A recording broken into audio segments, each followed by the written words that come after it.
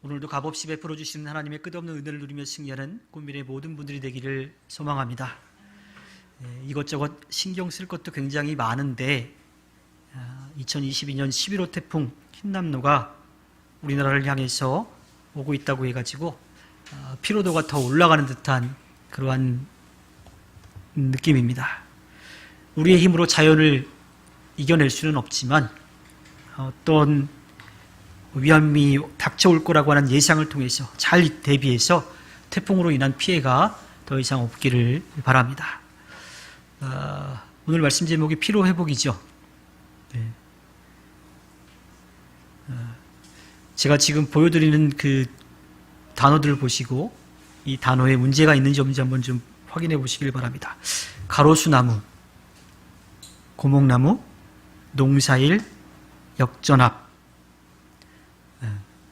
또 국어에 또 일각이 있는 분들이 또 계셔가지고 뭐가 문제가 있는 단어일까요? 아닐까요? 문제가 있는 단어이겠죠. 또 밑에 보면 그냥 아기 다리고 고기 다리던 데이트, 또 아버지 가방에 들어가시다, 이런 말이 있는데 이 두 문장은 제가 고등학교 국어 시간에 들었던 내용 같은데 띄어쓰기를 잘못해서 그 뜻이 제대로 전달되지 않는 것을 나타내고 있습니다. 그 같은 말이 계속 반복된 걸 견말이라고 하더라고요. 그러니까 같은 뜻이 반복이 되는 거죠. 그래서 가로수 자체가 나무라는 뜻이 있는데 거기에 또 나무라는 붙였고요. 고목도 목이라고 하는 것이 나무인데 또 붙여놨어요. 농사 자체가 일인데 거기다 일을 붙여놨어요. 전이라고 하는 게 바로 앞이라는 뜻인데 또 앞이라는 말을 붙여놨습니다. 견말로 한 번만 써도 될 건데 두 번 써놨어요. 아기다리 고기다리던 데이트는 무슨 뜻인지 아세요? 네. 기다리고 기다리던 데이트인데 띄어쓰기를 잘못하면 아기다리 고기다리가 되는 거고요. 저는 이 아버지 가방에 들어가시다도 문장 자체가 잘못된 것 같은데 안정민 집사님이랑 정연아 집사님 이거 틀리지 않았나요? 저도 한번 퀴즈를 받았으니까 퀴즈를 내보는 거예요. 그러니까 아버지가 방에 들어가시다라는 뜻인데 띄어쓰기를 잘못하면 아버지 가방에 들어가시다 이렇게 읽는다라는 건데 저 문장 자체도 잘못되지 않았느냐라는 거예요. 괜찮아요? 왜냐하면 우리나라의 높임법에 맞지 않는 말이지 않을까라는 생각이 들어서 그러니까 아버지께서 방에 들어가시다가 맞지 않을까라는 생각을 해본 겁니다. 그러나 문제가 없다라고 하면 뭐 중요하지 않습니다. 어찌됐든 띄어쓰기를 잘못해서 아버지 가방에 들어가시는 그런 그렇게 읽을 수도 있다라고 하는 거예요. 자, 그렇다면 피로회복이라고 하는 말, 이 피로회복은 맞는 말일까요? 틀린 말일까요?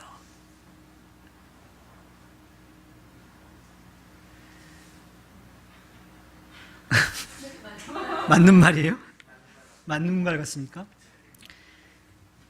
맞는 말이기도 하고 틀린 말이기도 합니다. 박우리나라 집사님이 아주 정확하게 알고 계시는데요. 네. 이 피로회복이라고 하는 말의 뜻이 맞느냐라고 하는 것을 질문을 했더니 국립국어원에서 이렇게 답을 합니다. 피로회복은 회복의 의미 때문에 의미적으로 맞지 않습니다. 표준 국어 대사전에서 회복을 원래의 상태로 돌이키거나 원래의 상태를 되찾음을 의미하는 피로회복으로 표현하면 피로를 원래의 상태로 돌이키거나 원래의 상태를 되찾음을 의미하게 됩니다. 즉 피로회복은 피로를 원래의 상태로 돌이키거나 원래의 상태로 되찾음의 의미이므로 피로회복으로 표현하는 것은 잘못이며 원기회복 또는 기력회복으로 표현하는 것이 바릅니다. 만약에 피로라고 하는 말을 그대로 쓰고 싶더라면 피로해소나 피로감소로 표현해도 의미가 올바르므로 피로해소, 피로감소로 표현할 수 있겠습니다 하고 답을 했어요. 그러니까 우리가 늘 알고 있던 피로회복제가 사실은 되게 엉뚱하게 그 뜻을 우리가 알고 있었던 거죠. 그러니까 피로가 사라져야 되는데 피로가 다시 회복되는 약을 먹고 있었던 거예요. 네. 그러나 우리는 피로회복이라는 말 그 뜻은 알고 있었죠. 그러니까 제대로 된 뜻은 아니지만 그것이 우리에게 어떻게 다가오는지 정도는 알고 있었던 거잖아요. 자, 그렇다면 피로회복이라는 말은 바른 말이 아닌 것을 우리가 분명히 알 수가 있습니다. 하지만 누군가에게는 이 피로회복이 맞는 말이에요. 여러분들 헌혈을 언제 하셨습니까? 헌혈 언제 하셨어요? 헌혈을 하고 싶어도 못하는 분들도 있더라고요. 몸 상태가 안 좋아서 아니면 너무 그 체중이 작게 나가서 못하시는 분들도 있고도 한데, 그분들에게 헌혈을 하는 사람들 입장에서 또 그 피를 받는 분들 입장에서는 피로회복이 맞는 말이에요. 네. 그 피로 아픈 사람들이, 또 피가 필요한 사람들이 회복되기 때문에 맞는 말입니다. 다음 넘겨주시겠어요? 네. 그러니까 몸이 필요한 것이 회복되는 건 잘못된 말이지만 우리의 몸에 있는 피로 회복되는 것은 맞는 말이라고 하는 거지요. 또 이 피로 회복이 맞는 사람들이 있습니다. 바로 그리스도인들이죠. 에베소서 1장 7절에 보면 우리는 이 아들 안에서 하나님의 풍성한 은혜를 따라 그의 피로 구속, 곧 용서를 받게 되었습니다. 말씀에 맞춰서 남겨주시면 좋을 것 같아요. 네. 우리도 예수님의 피로 하나님의 자녀로 회복되는 은혜를 누린 거죠. 그리고 우리에게도 맞는 말입니다. 오늘 우리가 함께 말씀을 나누는 말씀 시작에도 사도 바울은 에베소 교회 성도들을 향해서 그리스도 안에서 하늘에 속한 온갖 신령한 복을 주신 하나님을 찬양하자고 합니다. 하나님께서 그리스도 안에서 우리에게 주신 신령한 복은 무엇일까요? 예수 그리스도를 통해서 우리는 구원의 은혜를 누리게 되었습니다. 공의와 정의의 하나님이시기 때문에 잘못한 것에 대해서는 벌을 하셔야 될 하나님인데 우리를 사랑하셔서 그 죄를 용서해 주신 거예요. 하나님께로 돌아올 수 있는 길을 열어주셨습니다. 그 길이 바로 예수 그리스도입니다. 요한복음 3장 16절과 17절에 하나님께서 세상을 이처럼 사랑하셔서 외아들을 주셨으니 이는 그를 믿는 사람마다 멸망하지 않고 영생을 얻게 하려는 것이다. 하나님께서 아들을 세상에 보내신 것은 세상을 심판하려 하시는 것이 아니라 아들을 통하여 세상을 구원하시려는 것이다. 하나님을 떠나 하나님으로부터 벌을 받을 수밖에 없는데 하나님께로 돌아올 수 있는 길을 하나님 편에서 열어주셨어요. 우리를 위해서 하나뿐인 아들을 기꺼이 내어주신 거죠. 또한 빌립보서 2장 6절부터 8절의 말씀을 보면 그는 하나님의 모습을 지니셨으나 하나님과 동등함을 당연하게 생각지 않으시고 오히려 자기를 비워서 종의 모습을 취하시고 사람과 같이 되셨습니다. 그는 사람의 모양으로 나타나셔서 자기를 낮추시고 죽기까지 순종하셨으니 그 십자가에 죽기까지 하셨습니다. 하나님이 아들을 보내시는데 예수님도 그 말씀에 순종하여서 모든 걸 다 내려놓고 이 땅에 오셨어요. 그리고 자기에게도 가장 소중한 생명을 우리를 위해서 내어주신 거지요. 그런데 예수님이 이렇게 주신 게 그냥 하나님의 아들이었기 때문에 그랬을까요? 그렇지 않습니다. 마태복음 26장 39절에 보면 예수께서는 조금 더 나아가서 얼굴을 땅에 대고 엎드려서 기도하셨다. 나의 아버지, 하실 수만 있으시면 이 자를 내게서 지나가게 해 주십시오. 그러나 내 뜻대로 하지 마시고 아버지의 뜻대로 해 주십시오. 하나님이시지만 완전한 인간이셨기 때문에 고통을 아셨어요. 고통을 느끼셨어요. 그것이 얼마나 고통스럽고 힘겨운 일인지를 아셨습니다. 그래서 하나님께 그렇게 기도했던 거예요. 할 수만 있다면 이 쓴 자를 내게서 거두어 달라고. 하지만 내 뜻이 아니라 아버지 뜻대로 해달라고 기도하십니다. 죽음에 대한 두려움이 있었지만 그럼에도 불구하고 아무 죄 없으신 예수님께서 우리를 위해 십자가에 못 박혀 죽음을 맞이하셨습니다. 하나님의 은혜는 여기서 끝나지 않습니다. 예수님은 이 땅에서의 삶뿐만 아니라 영원한 저하늘나라의 삶도 보장해 주셨어요. 요한복음 14장 2절에 내 아버지의 집에는 있을 곳이 많다. 그렇지 않다면 내가 너희가 있을 곳을 마련하러 간다고 너희에게 말했겠느냐. 나는 너희가 있을 곳을 마련하러 간다. 그 은혜가 이 땅에서 끝나지 않습니다. 우리에게 보장되어 있는 영원한 하늘나라, 우리가 지낼 곳을 준비해 주셨습니다. 또한 하나님의 사랑은 여기서 멈추지 않습니다. 요한복음 14장 26절에 그러나 보혜사 곧 아버지께서 내 이름으로 보내실 성령께서 너희에게 모든 것을 가르쳐 주실 것이며 또 내가 너희에게 말한 모든 것을 생각나게 하실 것이다. 그러한 하나님의 사랑과 은혜를 우리가 잊지 않도록 우리 곁에서 도우시는 성령이 기억나게 하신대요. 그걸 알 수 있도록 하신대요. 그렇게 되도록 도와주신다라고 말씀하십니다. 하나님의 사랑과 예수 그리스도의 은혜, 성령의 도우심, 처음부터 끝까지 계속 도와주셔요. 이러한 은혜라고 하는 것, 쉘 실버스타인의 아낌없이 주는 나무가 생각납니다. 그 소년을 위해서 아낌없이 다 주죠. 그늘도 주고 가지도 주고 열매도 주고 줄기도 줘요. 나중에는 자기의 몸통까지도 다 내줍니다.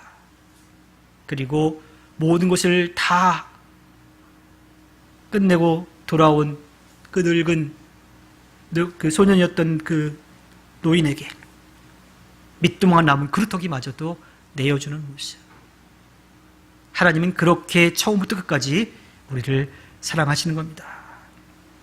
그렇게 은혜를 베풀어 주신 하나님을 찬양하자고 에베소 교회를 향해서 사도 바울이 이야기하는 거예요. 에베소서 1장 4절에 보면 하나님은 세상 창조 전에 그리스도 안에서 우리를 택하시고 사랑해 주셔서 주님 앞에서 거룩하고 흠이 없는 사람이 되게 하셨다라고 이야기합니다. 하나님의 사랑이요, 그냥 툭 던져진 게 아니라는 거예요. 하나님은 우리를 사랑하실 때 끝까지 사랑하십니다. 우리를 사랑하시는 그 사랑이 얼마나 놀라운지를 이야기합니다. 하나님의 역사와 섭리 가운데 이루어진 것을 보여주죠. 분명히 값없이 거저주신 것은 맞는데 그렇더라고 허접한 것을 주신 게 아닙니다. 이사야 53장 5절에 그러나 그가 찔린 것은 우리의 허물 때문이고 그가 상처를 받은 것은 우리의 악함 때문이다. 그가 징계를 받음으로써 우리가 평화를 누리고 그가 매를 맞음으로써 우리의 병이 나았다. 아무 죄 없으신 주님이 우리의 죄 때문에 조롱당하고 맞고 가시관을 쓰고 창에 찔려 피를 흘리시고 죽음을 맞이하셨습니다. 그렇게 죽음으로써 우리가 하나님 앞에 설 수 있도록 우리를 거룩한 존재로 만들어 주신 거지요. 우리가 하나님 앞에 나아갈 수 있도록 우리를 회복시켜 주셨습니다. 피로 우리를 회복시켜 주신 거죠. 이어지는 에베소 1장 5절에 보면 하나님은 하나님의 기뻐하신 뜻을 따라 예수 그리스도를 통하여 우리를 하나님의 자녀로 삼으시기로 예정하신 것입니다. 하나님의 구원의 역사가 그냥 던져진 게 아니라고 하는 것이고요. 또한 그 역사를 하나님께서 기뻐하신다라고 하는 거예요. 마지못해서 어쩔 수 없이 억지로 하신 게 아니에요. 비록 잘못해서 떠났지만, 그래서 혼이 나야 하지만 돌아올 수 있는 기회를 주시는 그 자체를 하나님께서 기뻐하신 거예요. 하나님께서 아들을 내어주신 것도 또 그 길을 순종하며 나아가신 예수님도 기쁜 마음으로 하신 것입니다. 오늘 말씀의 마지막 부분에 에베소 1장 6절과 7절에 보면 그래서 하나님이 하나님의 사랑하시는 아들 안에서 우리에게 거저주신 하나님의 영광스러운 은혜를 찬미하게 하셨습니다. 우리는 이 아들 안에서 하나님의 풍성한 은혜를 따라 그의 피로 구속, 곧 죄의 용서를 받게 되었습니다. 하나님을 떠난 삶은요, 아무리 채우려고 해도 밑빠진 독에 물을 붓는 것처럼 채워지지 않습니다. 오히려 더 많은 갈증을 낳을 수밖에 없지요. 아무리 채워도 채워지지 않는 그 악의 굴레를, 어둠의 굴레를 벗어날 수가 없습니다. 우리가 피로를 해소해도요, 원기를 회복해도 한 번으로 끝나지 않아요. 요새 제가 피로를 좀 많이 느끼는 것 같아서 주변 사람들한테 도움을 얻을 수 있는 게 없나 이렇게 물어봤더니 나이 들어서 그렇다고 그러더라고요. 네, 저보다 더 많으신 분들도 계신데 확실히 회복되는 속도가 느린 것 같고 아침에는 눈이 막 1시간 정도는 침침하기도 하고 그래서 요새 영양제도 먹고 해요. 근데 이 몸이 다시 젊어질 수도 없고 또 영양제를 먹는다고 해서 끝나지 않고 오히려 더 많은 영양제들이 더 많은 약들이 필요한 그러한 삶을 살아갈 수밖에 없지요. 악을 아무리 벗어난다라도 악이 사라지지 않습니다. 세상적인 피로를, 몸의 피로를 해소하고 원기를 회복한다 하더라도 끝나지 않고 오히려 더 많은 것들이 필요로 하는 그러한 우리는 삶을 살아가고 있습니다. 그런데 우리의 마음의 피로를 피로를 해소해 주는 하나님의 은혜가 있습니다. 정말 예수 그리스도의 보혈, 그 피로 우리를 하나님의 자녀로 회복시켜 주신 거지요. 그런데 그렇게 주신 것이 그냥 주신 것이지만 값없는 것은 아니라고 하는 거예요. 값없이 거저 준다라고 하는 뜻을 가진 이 헬라어는 카리스라고 하는 말이죠. 많이 들어보셨을 거예요. 은혜, 선물이라고 하는 뜻이에요. 그냥 기쁜 마음으로 주는 거예요. 그런데 그 카리스와 같은 어원을 가진 말이 있습니다. 카라라고 하는 말인데 이 말은 기쁨이에요. 그러니까 이 선물이라고 하는 자체가 주는 사람도 기쁘고 받는 사람도 기쁜 거예요. 그래서 은혜와 이 기쁨은 떨어지지 않고 이어져 있습니다. 하나님은 그렇게 우리들에게 기쁨으로 은혜를 베풀어 주셨고 우리도 그 은혜를 통해서 기쁨을 얻습니다. 그리고 이 은혜는 우리가 지난주에 함께 나눴던 것처럼 성소에서부터 끊임없이 우리에게 필요한 대로 채워지고 그것이 끝나지 않고 우리를 차고 넘쳐 흘러서 이웃들에게 전할 수 있도록 우리에게 계속 주어진다라고 하는 겁니다. 우리가 이것을 깨닫고 누릴 때 우리는 진정한 기쁨을 누릴 수가 있습니다. 우리의 육체적인, 정신적인, 영혼의 피로가 사라지고 해소되고 원기를 회복할 수 있는 거죠. 부족하고 연약한 우리가 하나님께서 베풀어 주신 은혜를 누리며 기쁨을 만끽할 수 있는 이유는 예수 그리스도의 피로 하나님의 자녀로 회복되었기 때문입니다. 우리는 하나님께서 아들을 내어주시면서까지도 사랑하시는 그런 귀한 존재입니다. 우리가 그렇게 귀한 존재일 뿐만 아니라 우리가 함께 신앙생활하고 있는 꿈미래의 모든 이들도 그러한 분들이고요. 또 우리가 만나는 가정에서 또 삶의 자리에서 만나는 모든 사람들도 다 하나님께서 그렇게 사랑하시는 소중한 존재임을 분명하게 알아야 합니다. 특별히 우리가 그 은혜를 먼저 누렸으니까, 예수의 피로 하나님의 자녀로 회복되었으니까 그 은혜를 잊지 않고 아직까지 하나님을 알지 못하는 이들에게, 그 은혜를 누리지 못하는 사람들에게 전하는 삶을 살아가야 합니다. 하나님께서 우리가 하나님의 은혜를 깨닫고 기뻐하는 것도 하나님도 기뻐하시지만 우리를 통해서 구원의 은혜가, 구원의 열매가 더 많아지는 것을 하나님은 더 기뻐하십니다. 이 땅에서 우리가 성령의 도우심으로 하나님의 자녀로 예수 그리스도의 증인과 제자로 살아갈 때 더할 나위 없이 기뻐하십니다. 피로를 풀려고 해도 풀리지 않고 피로가 다시 회복되는 이 세상이 아니라 하나님께서 우리를 사랑하셔서 기꺼이 아들을 내어주신 사랑, 하나님의 뜻을 따라 자신의 생명을 내어주신 주님의 피로 하나님의 자녀로 회복되어 이 땅에서의 피로가 회수되어 힘차게 살아가는 우리가 되기를 바랍니다. 피로 회복이라는 말이 어떻게는 틀린 말이지만 어떻게는 맞는 말이에요. 그런데 우리에게는 정말 맞는 말임을 다시 한번 기억하기를 바랍니다. 이미 다 알고 있는 거예요. 우리의 신앙 고백이에요. 그런데 우리의 입술로 우리의 삶으로 체험되지 않는다면, 고백되어지고 표현되지 않는다면, 사라지지 않는다면 아무런 소용이 없습니다. 피로 회복해 주신 하나님의 은혜를 깨닫고 누리며 기쁨을 만끽할 뿐만 아니라 그 은혜를 전하며 살아가서 하나님 앞에 기쁨을 드리는 꿈미래 모든 분들이 되기를 주님의 이름으로 부탁드립니다. 이 시간 나눈 말씀을 기억하면서 함께 기도하기를 원합니다.